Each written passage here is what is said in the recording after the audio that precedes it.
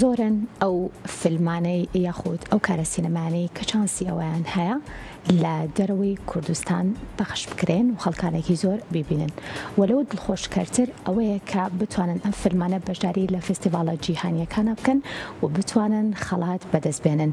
کورتە فیلمی بڵندگۆیەکێکە لەو فیلمانەی کە توانیوێتی خەڵاتی بینەرانی فستیڤالی بافتا بەدەستبێنێ. گفتوگۆکەم لەسەر بەرەمێنانی فیلمەکە و بەشداریکردنی لە نێو خەڵاتی بافتایە خۆ بڵێم لە نێو فستیڤالی بافتایە بە میوانداری زۆر بەڕێز کاک ئالان هەمووان کە بەڕێزیان دەرهێنەرن و ئێستا لە ڕێی سکایپەوە لەگەڵمانن.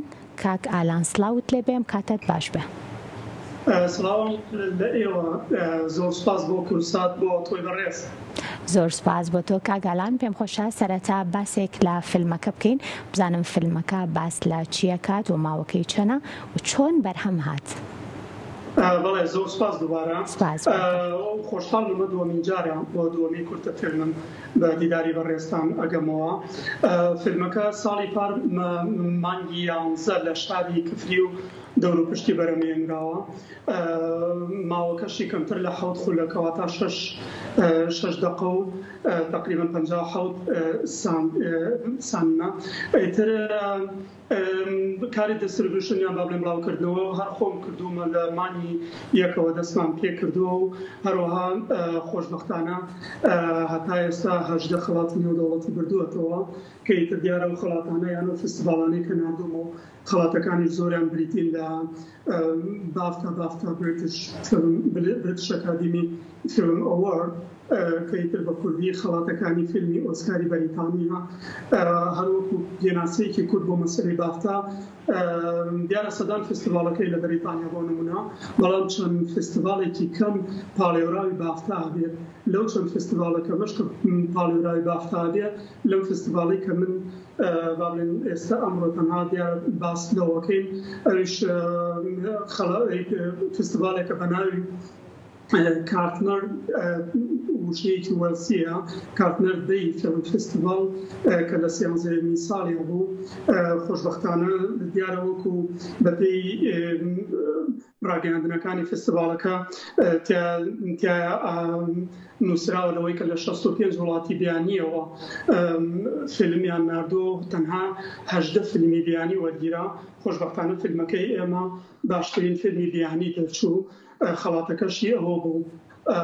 ئەمە جگەلەوەی کە بۆ کۆمەڵی فستیڤالی ئەکادمی ئەوارد ئەواتە ئۆسکاری ئەمریکی و هەروەها کەنەدیان ئەوارد و ئەمانە هەمووی نردوومە بەڵام جارێکتر لە مانگی 92 و هەتا مانگی 12 ئێمە چاوەڕوانی خەڵاتی ترەکەین. بەڵێ کاک ئالان ئەمە پرسیاری ئەوە بکەم کە ئەم فیلمە کۆمیدیای ڕەشە واتە بابەتێکی گرنگ ئەگێڕێتەوە چیرۆکەکەی باس لە چییە کات وە چ بابەتێک یاخۆ چ چیرۆکێکی خێزانی کوورد دەگێڕێتەوە یاخۆت فیلمەکە خۆی باس لە چیەکە؟ بەڵێ سپاس. فیلمەکە یەکەم جا دایلۆکی نییە هەروەها ژەنرەکەی وەکو خۆت باس کرد فیلم هی باڵێن کۆمیدیای ڕەشە بلاک کۆمیدی ئۆ دارک کۆمیدی ئەیتر باس لە ژنەکە ژن کوشتن.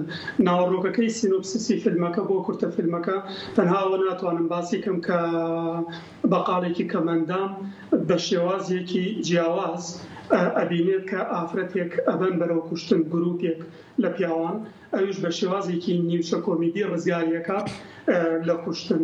جایتە لەبەرەوەی لێرە بۆ فستیڤالەکانی سلێمانی و دوهۆکۆوانە بۆیە زیاتر ئەتوانین هەرەوە نەباسی بکەین باشترە. وەکو باسم کرد من بۆ خۆم وەکو ستایل زیاتر حەزم لە فیلمی بێ دایلۆکە. فیلمەکەش دایلۆکی نییە و شایانی باسە بەوەی لەبیرم نەچێ ئەو برادرانی کە ئەگەر ئەوان نەبوونانە فیلمە جوانە هەر دروست نەبوو بە تایبەت کارزان وەکو سینەماتۆگرافەر خۆی و کرو و کامێرا کە 4-5 کەسی لەگەڵا بوو. ئیتر مەلانەجم و مامۆستا سۆران وەکو بەرەمهێنەران ئەکرێ بڵێ ناوی بەرەمهێنەری لێ بنێم لە کفری. هەروەها برادران کاکمیران وەکو ئەدیتر و کاک دیاری دەنگەکان و کاگالان عەلی پۆستەرێکی جوانی بۆ کرد شار و شۆڕشکە وەکو میکەپ و هەروەها لەلایەن کوردستان 88 فیلم پرۆدەکشن ئەو باڵێن کاری دیستریبیوشنی بۆ کراوە یان کاری بەرەمێرانی بۆ کردەوەنەکە دەستیشن ئیتر لە کارکتەرە سەرەکیەکەش تەنها دوو کارکتەری سەرەکی تایەکیان نالیە ئەویتریشیان لەیلا خانە لەیلاکەمەوە. باشە ئەوەی کازانین کاگالان چیرۆکی ژن کوشتن لە تەواوی جیهانە بابەتێکی دیارە و چیرۆکەکان زۆرن ئەگەر هەمویان بکرێنە فیلمی سینەمایی بەچی واکات لە نێو فستیڤالە جیهانیەکانە ئەم فیلمە کوردیە بناسرێتەوە. بەڵێ سەرەتا بیرمانە چ من فیلمەکەم کە وەکو باسم کرد فستیڤالەکە تایبەت بۆ هەروە خەڵک بە ناوی وڵاتەکانەوە ئەناسرا من فیلمەکەم وەکو هەرێمی کوردستان و هەر بە ناوی کوردستانی شۆلەکە قسەم لەسەر فیلمەکە کرد نەک وەکو دەوڵەتی عێراق. ئەمجا فیلمەکە ئەوەی ڕاستی بێ فیلمێک نییە دەربارەی چۆنێتی ژن کوشتن لە کوردستان لەبەرەوەی بەداخەوە لە دنیای شەرقا بەداخەوە ئەڵێم ژن کوشتن بۆتە ستایل یعنی کۆمەڵی خەڵکی عەشایر بە شێوازێک ژنە کوژن لە شاخێ بەریەدەنەوە هەندێک کەس ژنە خنکێنە هەندێک دین ژن بەربارانەکەن بە حکمی شەڕاکەیان و ئەمانە جایتر ئەم فستیڤالە یان ئەم تەنها 6 دقیقە 7 دقیقەی کورتە فیلمێ منە باس لێش جۆرێک لە کوشتنی ژنانەکە کە وەکو باسم کرد جۆرەکانی جۆراژۆرن. بەڵێ تا چەند گرنگە یاخود بڵم ئەرکی دەرهێنەرانە کە بتوانن هەوڵەکانیان بەردەوامی پێبەن بۆ ئەوەی ئەوانیش فیلمەکانیان بڵێ نیشان بەشانی فیلمە جیهانیەکان بتوانن لە نێوان فستیڤالە گرنگانەیە بەشدار بن و خەڵات بەدەست بێنن و بتوانن کە فیلمەکانیان کێبڕکێ بکات. بەڵێ زۆر ڕاستەوە زۆر جاریش باس کراوە لەبەرەوەی ئێمە ئەسانم من داوێ باسم کردو لەبەر من خۆم پرۆدیوسەرم پرۆدیوسیم خوێندووە تاکە شتێکە هەموو جارێ باسم کردو لە بەرنامەکانی تریش ئەوەیە کە بەداخەوە ئێمە ناتوانین با بڵێن فستیڤالەکانمانە کرێ بڵێن لە لۆکاڵیەک دەربکەین دیکەینە وڵاتانی دنیای دەرەوە بۆەوەی دنیای دەرەوە بیناسێن ئەوش تەنها لەبەرەوەی سێلس ئەجنس و با بڵێن دیستریبیوتەرمان نییە بۆی فیلمەکان بگەین لە فستیڤالەکان چووکم گەیاندنی فیلمەکان بە فستیڤالە بەرزەکان ئاسان نییە بۆیە بێ لە شوێنێکەوە کاری دیستریبیوتری یان دیستریبیوشنی بۆ بکرێ کە ئەو کۆمپانیایە بەناوبانگ بێ.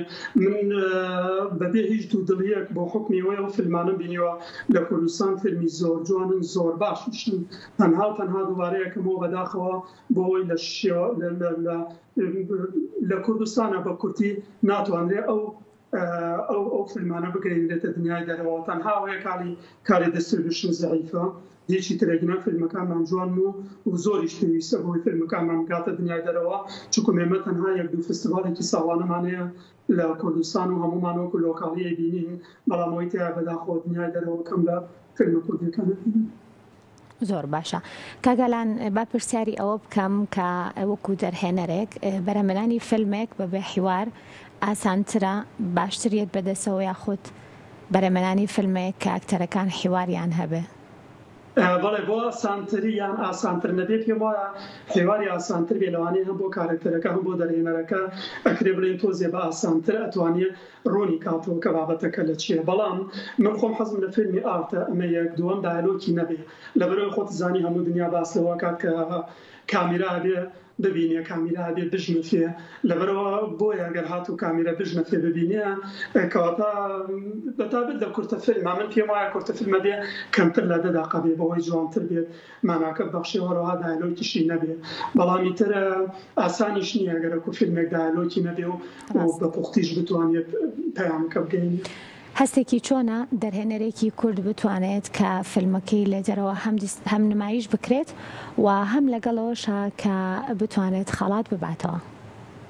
سپاس تاوان هەستێکی باشە هەستێکی خۆشە ئەمە هانمەدا لەبەرەوەی من 4 ساڵە بە وردی سەرقالی فیلمێکی درێژم و خۆشبەختانەوە تازە خەریکمە گەمانجان بەڵام من ئەم فیلمی سپیکەرەکە دروستم کرد یەکەم تەجروبەیەک بوو بۆەوەی کە بیستم لە دوورەوە کۆمەڵێ گەنج کۆمەڵێ تەکنیکی باشەیە لە کوردستان بەڵام سەلماندیان ئەم فیلمە لە فستیڤالەکان کە کاتی خەڵاتە باتەوە حتمما مەجاڵێکی کەم مەدەنێ بۆەوەی قسە لەسەری بکەمیان فیدباکی ئەوان وەرەگرمەوە بزانە چی بوارێکە باشەیان خراپە بەڵام هەر فستیڤالێک ئەیبینێت ئەکرێ بڵین زۆر بە باشی زانێت کە ئەو فیلمە بەو شێوازە دروست کراوە کە دیسان بەگەڕێتەوە بۆ پرۆفشناڵی هاوڕێکان کە دروستیان کرد نەک تەنها من و کارکتەری سەرەکی کەنادیە جایتر بەتاکید کارێکی باش دەرچوو ئەروە هانیشمانەدا بەوەی فیلمێکی درێژ و باشتر دروست بکەن. بێگومان چیرۆکە بە بڵێن ناخەژێنەکان زۆرن بۆ کاری ئایندا بە هەمان شێوە کارەکەیت یاخود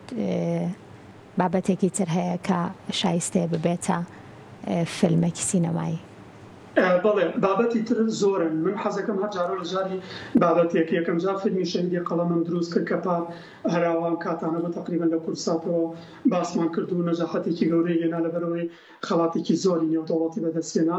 ئەمەش دووەم کورتە فیلمە، بەڵام ئەمیش بوارێکی ترە واتە جۆرێکی ترە. بەس من زیاتر هەبوو لەدەم ڕێخۆشکرد لە زەحمەتە فیلمی کورتی تر دروست کەمە تاوەکو بتوانم فیلمە درێژەکە بەرهەم بێنم کە ساڵی داهاتووە کرێ بڵێن تقریبا دەستکەینە بەرهەمێنانی و تقریبا پارەشی بۆ وەرگیراوە. ڕێخۆشکردنیەکە ئەم سەرکەوتنانە بۆی فیلمە درێژەکە بەرهەم بێنی. زۆر باشە کاگالان، بێگومان کارکردن لەگەڵ ستافێکە خۆی قورسایی خۆی هەیە و چژای دەرهێنەریش بی. بەس پێم خۆشە پرسیاری ئەوە بکەم کە هەر ئەکتەرێک بۆ کارەکانی خۆت هەڵ ئەبژێریت، ئەمە قورسترینە، بەڵام چۆن ئەو کتەرانە هەڵ ئەبژێریت؟ ڕاستەکەی سپاس. لەبەرەوەی هەردوو کورتە فیلمەکە و چوار کورتە فیلمەیە، بەڵام میترەوانیان هین ماستر پرۆجێکتەکەم بوو کۆنن، بەڵام ئەکرێ بڵێن دوو کورتە فیلمم هەیە. جا ئەوەیان کە زیاتر لەبەرەوەی کارکتەری سەرەکی نالی کوڕمە دیارە کوڕی خۆمە هەردەم ڕاهاتوە بڵێ نالیگیان بە هەر بڵێ نالیگیان نالی بۆ خۆی لێرە بەکەلۆرزی هەیە لە ئەکتین. ئەمجارە شارەزای نالیم بۆ ئەکتینەکەی کاتی خۆی کە پێشەوەی زانکۆ خوێنێ لە هایسکولی شەر باڵێن شانۆی خوێندووە. ئەمجارە 3 ساڵی زانکۆ کۆمەڵێ بەرهەمی باشیەیە. لەبەرەوەی شارەزای نالیم بۆیە هەردوو کورتە فیلمەکەم نالی کارکتەری سەرەکیەوە کە بێگومان سەرکەوتوش بوو. نالی ئەگەرچی لێرە لەدایک بووە دیارەوەکو خۆمان کوردیە زانی و کەلتوری کوردی و زمانی کوردی هەموو شتێ بە باشیە زانیە. ڕۆشتی نیشەوە بۆیە بۆ ناوچەی گەرمیان کە ناوچەیەکی تەواو جیاوازە خۆشبەختانە زۆر ڕاهات، هەروەکو چۆن بە شەهیدی قەڵەمیشە هەروە ڕاهات و توانی سەرکەوتو بێنێت. بەڵام ئەمجاریان شەرت نییە گەر نالی بێ، بەتایبەت فیلمە درێژەکەمان زیاتر زۆر گەورەتر و هینترە کە زیاترە بێتە پرۆژەی داهاتوومان. شەرتیش نییە یەک کارکتەر بەکاربێنم، حتمما بەدێەوەیە کە پرۆژەی داهاتوو چۆن و چی کارکتەرە بەکاربێنم. سوپاس بۆ بەڕێز ئەلان هەمووان دەرهێنەر کە لەم بەشەی پرۆگرام لەگەڵمان بووی بە هیوای کاری باشتر و کاری جوانتر.